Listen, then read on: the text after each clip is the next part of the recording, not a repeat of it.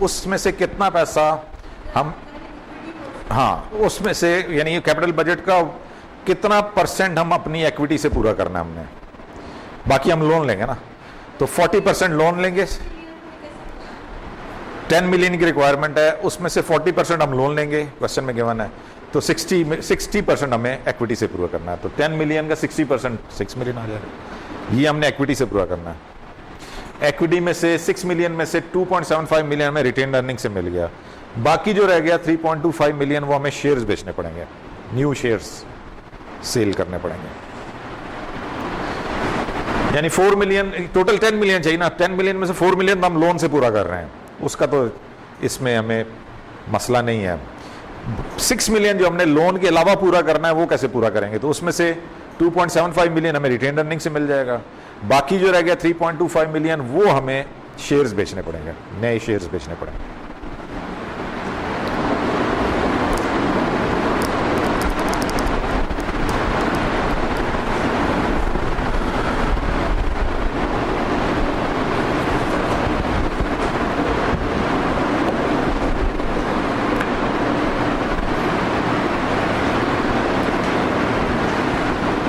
आज टेस्ट आप लोगों का कोई टेस्ट है आप लोगों का कोई? अच्छा, क्या फाइनल प्रेजेंटेशन? सर आपकी तरह आपने हमें सर बनाने के लिए प्रोजेक्ट दिया था और सर ये हमारी क्लास को एक असाइनमेंट, हाँ हाँ सर 3 कंपनियां बनाई और हर कंपनी मतलब बकायदा वर्चुअली सारा कुछ डिपार्टमेंट्स बनाने ड्यूटीज असाइनमेंट्स आई वो सर आज उसी में सर ये बात का आएगा भी उसी मतलब से दैट्स जस्ट इम्पोर्टेंट सही है।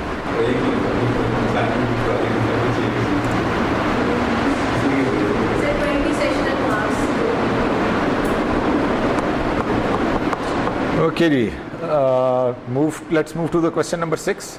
हमारा रिकॉर्डिंग इंजीनियर भी गायब हो गया, वेट करें उसका, वेट कर लेंगे।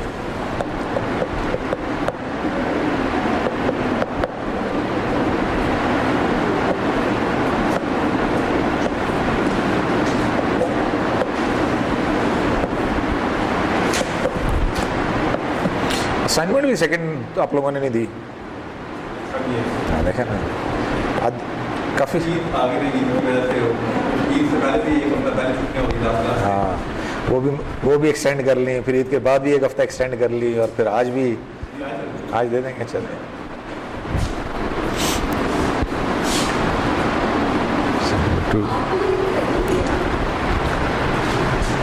काम तो किसी उसको करना था,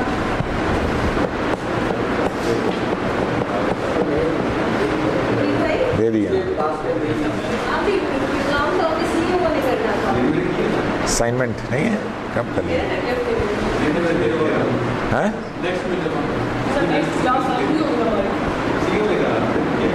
लास्ट क्लास, उससे नेक्स्ट वीक तो एग्जाम है।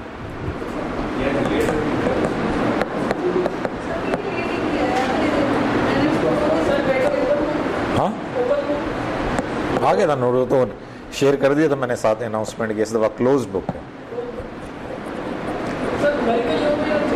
एक क्वेश्चन थ्योरी, 4 न्यूमेरिकल, 8 नंबर। और सर जो 4 कितने पार्ट्स हैं?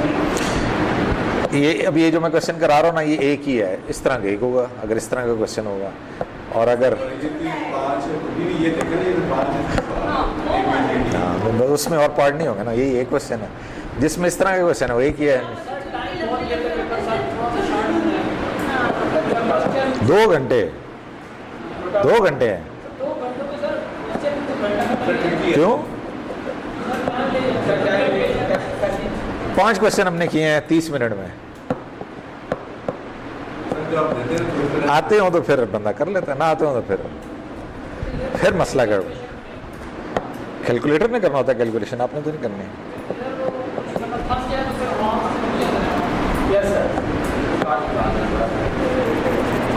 बताया ना, शॉर्ट इस तरह से, जो लंबा क्वेश्चन है उसमें कोई पार्ट नहीं है, वो एक ही है, जिसमें पार्ट है वो छोटे छोटे क्वेश्चन है। क्वेश्चन कितने लंबी कितनी है सर? वो आप देखें ना, 5 चैप्टर हैं, 5 चैप्टर है ना, उसमें हर चैप्टर में 2-2 3-3 लंबे क्वेश्चन है ना। ये पेपर में लंबा क्वेश्चन आ रहा है तो ये भी बनाया नहीं मैंने, लेकिन मैंने हिंट दे दी आपको कि अगर कोई एक लंबा सवाल होगा। अगर होगा तो उसके पार्ट नहीं होंगे, अगर लंबा क्वेश्चन होगा तो उसके पार्ट नहीं होंगे, वो एक ही क्वेश्चन होगा। और अगर छोटे छोटे क्वेश्चन है तो फिर उनका पार्ट ए भी हो सकता है।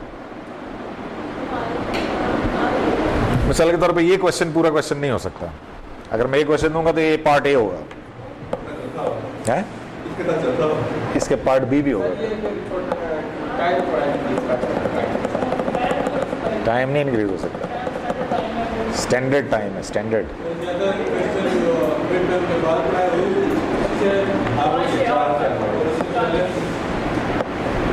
पहले वाले हो गए, मिड के बाद 5 है, 5 पिछले उसमें मैंने सारे अपलोड कर दिए थे व्हाट्सएप पे, सारे जितने भी हमने मिड के बाद पढ़े मैंने उसमें लास्ट उसमें आप देखें व्हाट्सएप में सारे ये नहीं है, ये भी कर दूंगा आज, तो जो मैंने अपलोड किए वो सारे आप तैयार करें। 5 चैप्टर हैं, 9वां का पार्ट बी पढ़ रहे हैं, पार्ट ए तो हमने थ्योरी तो हम पढ़ चुके, वो पिछली क्लास में कर ली थी।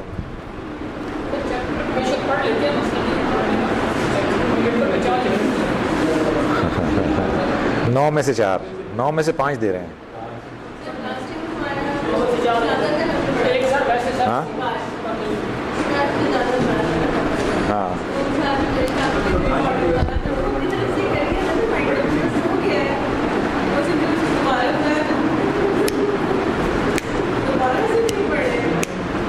भाई रिकॉर्डिंग इंजीनियर को चेक करो किधर है। नहीं चल रही है, लेकिन वो उधर चल रही है ना, अब मैं इधर भी चाहता हूँ ना, वो उधर ही चल रही है, वो लेफ्ट फोकस करके चला गया है।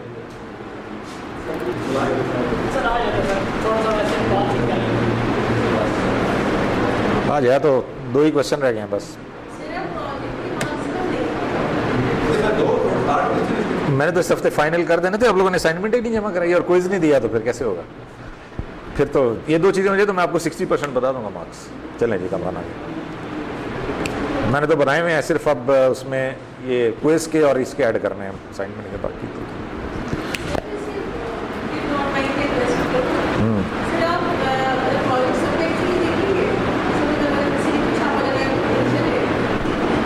मुश्किल इसलिए है, नहीं इसमें से छापा लगाया वो तो पता चल जाएगा, लेकिन अगर वो पिछले किसी को उठाया तो वो फिर उसका और अलग ही मामला है। ओके जी, question number 6, dividends. Ball Sporting Incorporation is prepared to report the following income statement shown in thousands of dollars for the year 2006।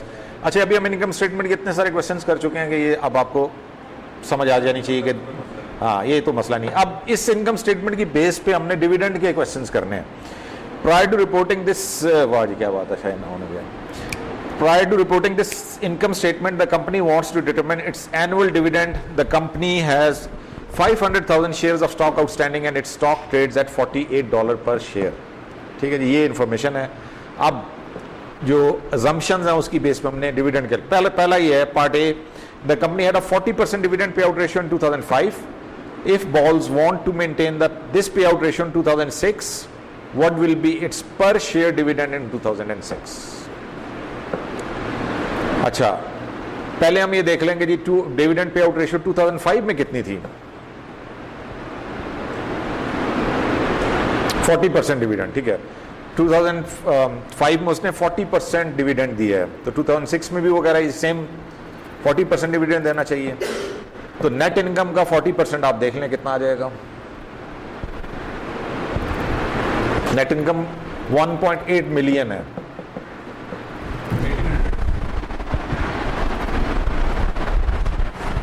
हाँ, वो आगे 3 सिफर भी है ना उसके, $1000 हैं।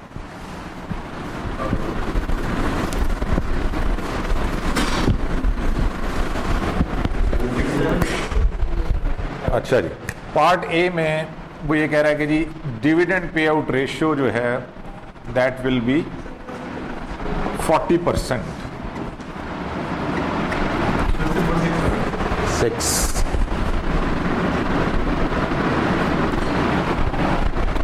क्योंकि 2005 में उसने 40% डिविडेंड दिया है, तो 2006 में भी वो कह रहा है हम 40% डिविडेंड देंगे of the net income. Net income हमारी 1.8 मिलियन है।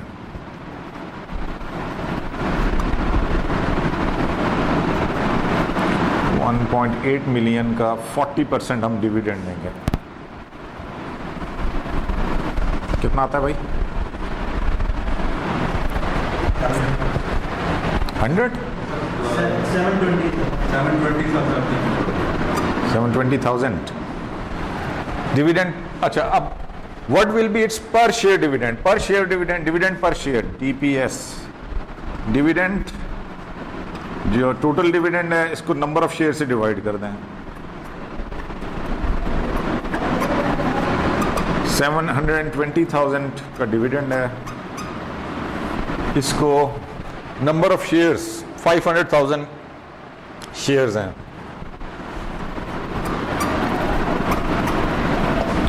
तो डिविडेंड पर शेयर निकल आएगा 1.44।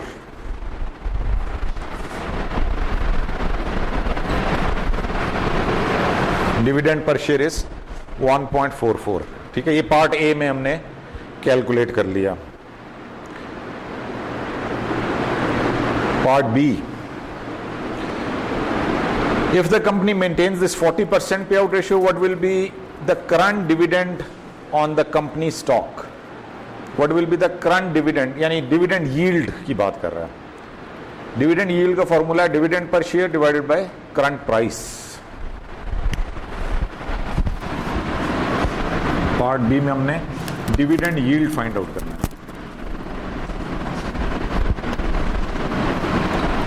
The formula for dividend yield is dividend per share divided by price per share.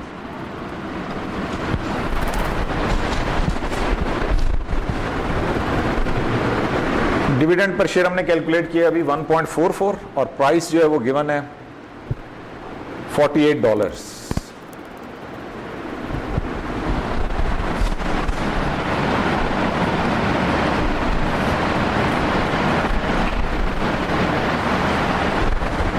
कितना आ जाएगा? हाँ, परसेंट में करें तो 3% बन जाएगा ना, 3%। यानी जो उनकी प्राइस है उसका 3% हमें डिविडेंड मिला है। $48 प्राइस है, उस पर हमें 1.44 डिविडेंड मिला, तो वो 3% बनता है, 3% ऑफ द प्राइस। ये पार्ट बी हो गया जी। पार्ट सी क्या कहता है?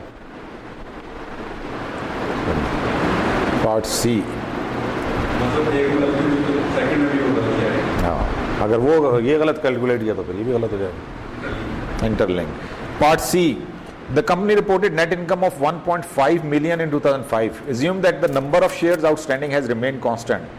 What was the company's per share dividend in 2005? Dividend, हाँ, DPS 2005 में कितना था?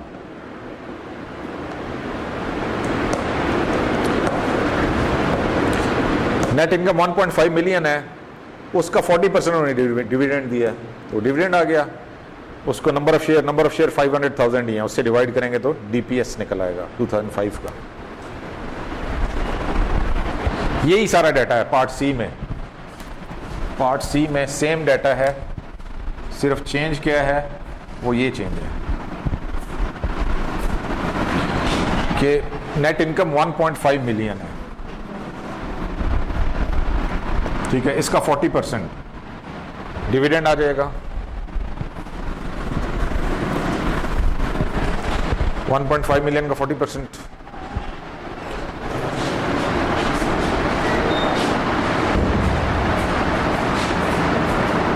कितना आता है? 600,000।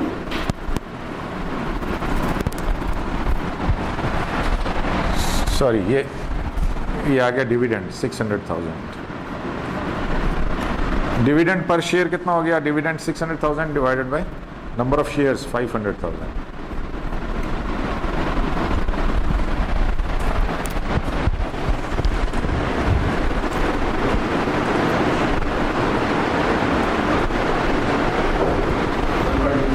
$1.2।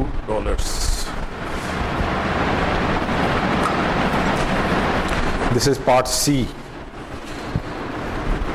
ओके जी, one more part left, part D. वो मेरे ख्याल थ्योरी का क्वेश्चन है. Assume that the company is interested in dramatically expanding its operation and that this expansion will require. अच्छा हाँ, D है. As an alternative to maintaining the same dividend payout ratio, Bowles is considering maintaining the same per share dividend in 2006 that it paid in 2005. If it chooses this policy, what will be the company's dividend payout ratio in 2006? यानी जो 2005 में dividend per share था वही 2006 में हम dividend per share देना चाह रहे हैं.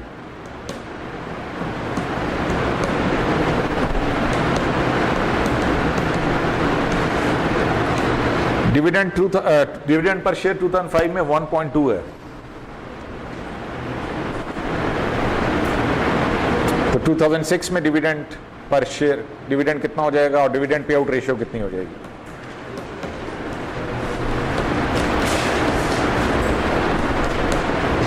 डिविडेंड में कोई फर्क पड़ेगा? 1.2 है.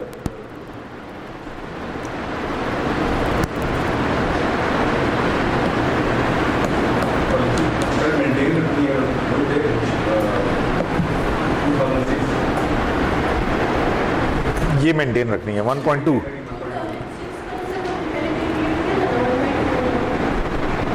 वो हमने कैलकुलेट किया था पे आउट रेशियो की बेस पे. वो कह रहा है अब वो कह रहा है कि बजाय पे आउट रेशियो की बेस पे कैलकुलेट करने के डिविडेंड पर शेयर के हिसाब से कैलकुलेट करें.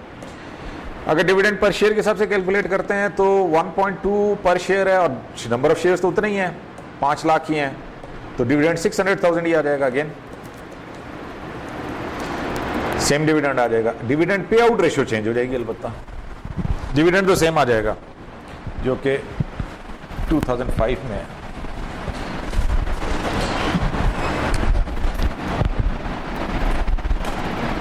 Dividend for 2006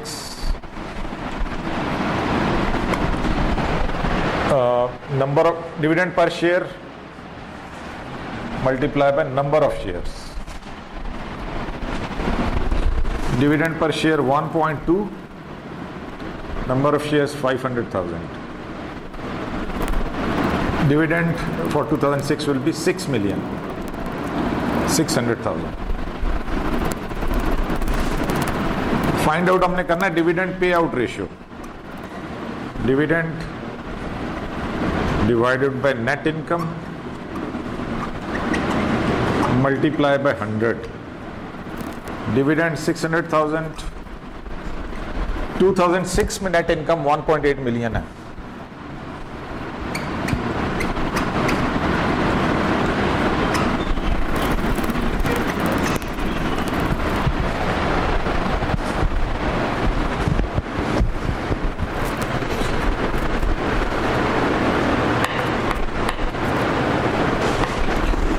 (33.33%).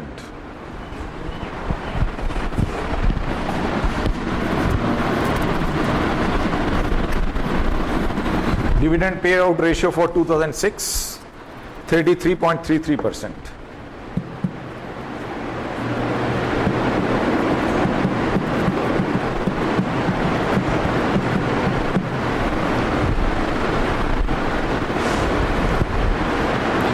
Part E.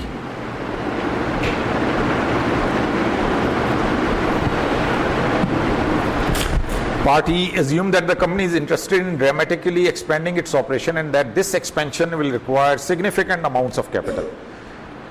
The company would like to avoid transaction cost involved in issuing new equity. Given this scenario, what would it make sense for the company to maintain a constant dividend payout ratio or to maintain the same per share dividend?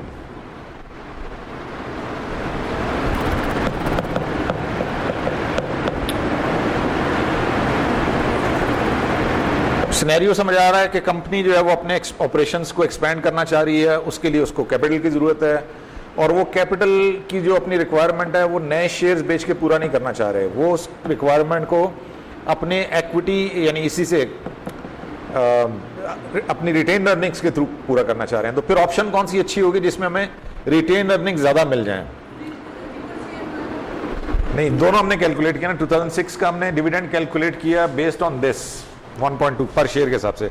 और पहले हमने 2006 का dividend calculate किया था। Dividend pay out ratio कौन सा कम है दोनों में से? डिविडेंड ये आया है 33%। वो कितना था 2006 का पहले वाला जो था?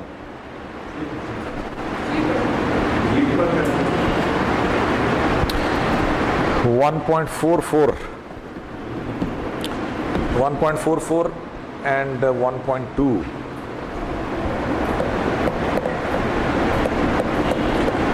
720,000 हमने डिविडेंड दिया जब हमने 40% डिविडेंड पे आउट रेशियो रखा, और यहां पे हमने 600,000 डिविडेंड दिया, तो ये कम है ना।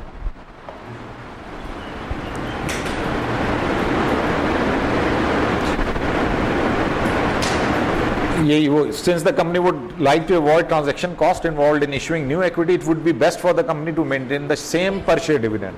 ये कम आ रहा है ना, ये 600,000 आ रहा है, और अगर हम 40% डिविडेंड जो पार्ट ए में हमने कैलकुलेट किया था वो था 720,000, तो ये कम है ना, तो ये ज़्यादा सूट करता है हमें।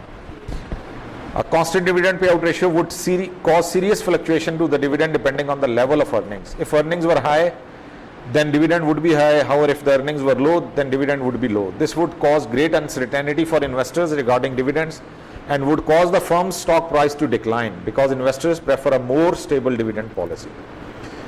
ठीक है, तो दोनों में से जो मैंने क्राइटेरिया बता दी ना, हमने इन्वेस्टमेंट करनी है, ज़्यादा पैसा में ज़्यादा चाहिए होगा, वो पैसा हमने एक्विटी के थ्रू पूरा करना है, तो एक्विटी हमें किस में ज़्यादा मिलेगी? जिसमें रिटेन अर्निंग ज़्यादा है, तो रिटेन अर्निंग हमारी इस वाले ऑप्शन में ज़्यादा आ रही है, पार्ट डी वाला जो ऑप्शन है ना, यानी सेम डिविडेंड पर शेयर रखें अगर हम, तो उसमें हमें रिटेन अर्निंग ज़्यादा मिल रही है, तो we'll prefer this rather than maintaining the same dividend pay out ratio. भाई ये इसमें सिर्फ हमने उसका लॉजिक बतानी थी कि कौन सा, which policy is more suitable. ठीक है, तो dividend maintaining the same dividend per share is more suitable depending on जो हमने कैलकुलेशन किया उसकी बेस पे, more suitable than dividend maintaining the same dividend pay out ratio. चलेंगे, question number 7 again has different parts.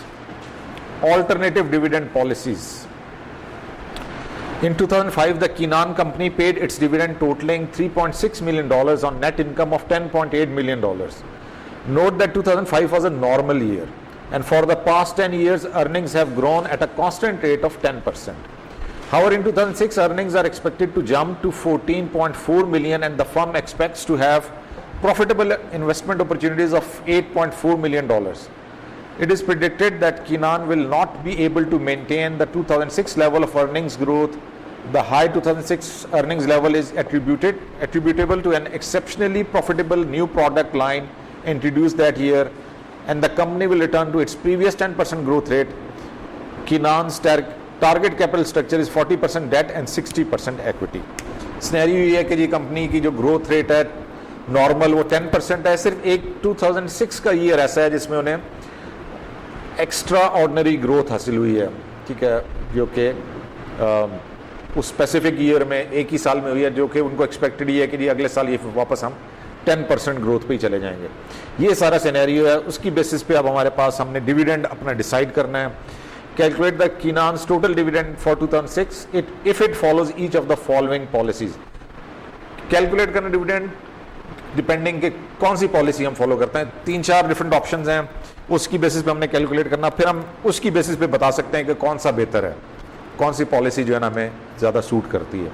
So first option is if 2006 dividend payment is set to force dividends to grow at the long run growth rate in earnings. यानी 2006 में हम जो dividend देंगे वो पिछले साल से 10% ज़्यादा होना चाहिए। लॉन्ग रन ग्रोथ उसका 10% है ना, पहले वाले की एजम्पशन ये है। फर्स्ट एजम्पशन ये है कि जी 2006 में जो हम डिविडेंड पे करेंगे वो उसी हिसाब से पे करेंगे जो हमारा लॉन्ग रन का ग्रोथ रेट चल रहा है। तो लॉन्ग रन का ग्रोथ रेट 10% है। हमने 2005 में कितना डिविडेंड दिया है? 3.6 मिलियन डिविडेंड हमने पे किया है, तो इसमें 10% इंक्रीज कर लें तो 2006 का डिविडेंड आ जाएगा 1.10 से मल्टीप्लाई कर लें 10%, तो 2006 का डिविडेंड निकल आएगा।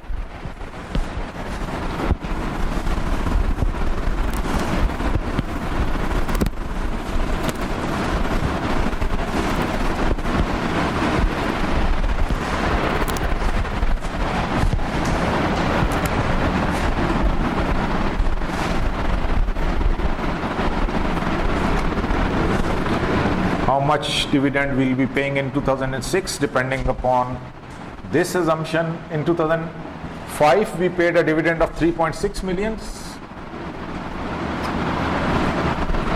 This was dividend for 2005. इसमें 10% इंक्रीज कर लें तो ये 2006 का डिविडेंड आ जाएगा 3.96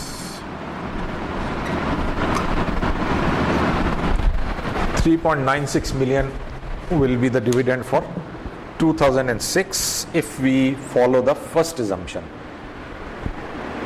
Okay, second assumption is it continues the 2005 dividend payout ratio. जो हमारी पे आउट रेशियो 2005 में थी वही पे आउट रेशियो हम 2006 में फॉलो करना चाहते हैं. तो पहले 2005 की डिविडेंड पे आउट रेशियो निकालना है.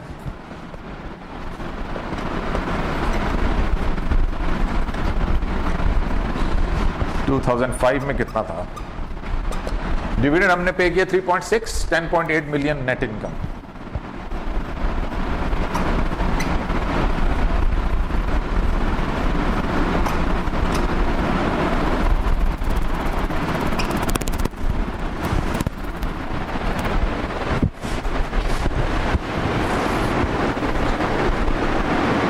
थर्टी 3.33% आ गया.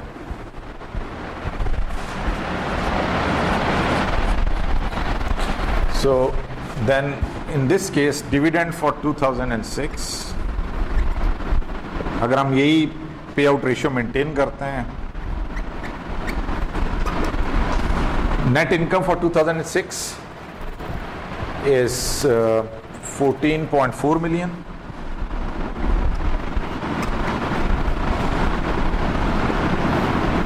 इसका 33.33% डिविडेंड देना है.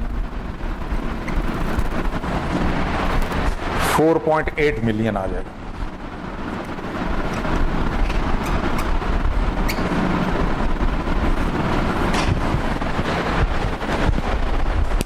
$4.8 million dividend for 2006.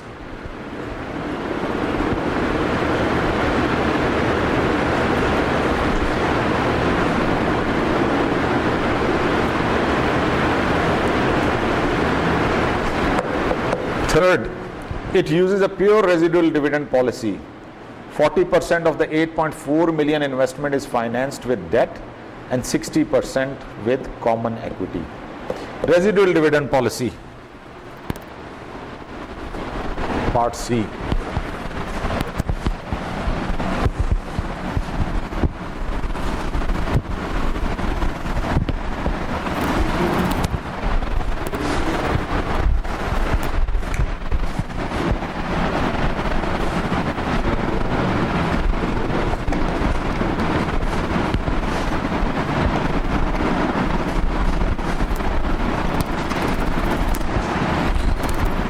Dividend according to residual dividend policy will be equal to net income minus equity portion of capital budget.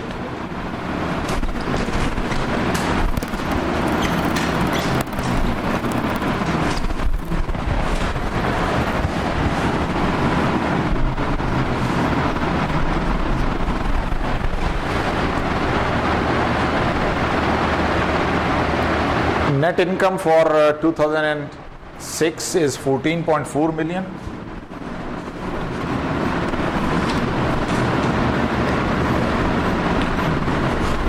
Equity portion of capital budget 8.4 million investment है. 8.4 million का 60% हमें equity से लेकर आना है. 8.4 million का 60%.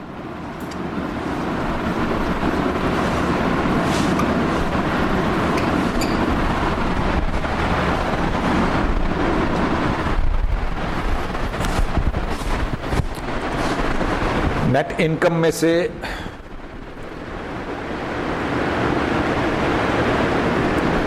$8.4 million का 60% आता है 5,040,000.